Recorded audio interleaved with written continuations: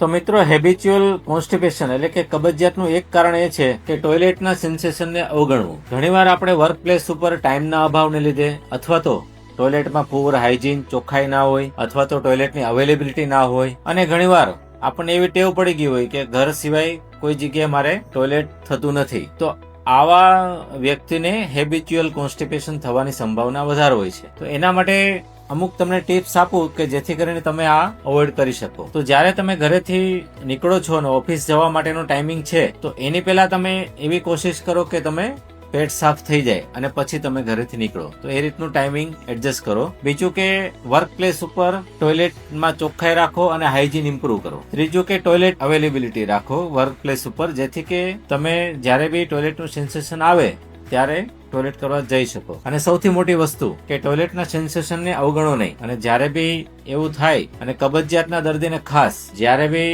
ટોયલેટનું urge આવે ત્યારે એ અવગણ્યા વગર મોશન પાસ કરી દેવું અને ટોયલેટ જઈ આવવું. તો આ રીતે તમે હેબિચ્યુઅલ કોન્સ્ટિપેશનથી બચી શકો છો અને કબજિયાતથી દૂર રહી શકો છો. Thank you.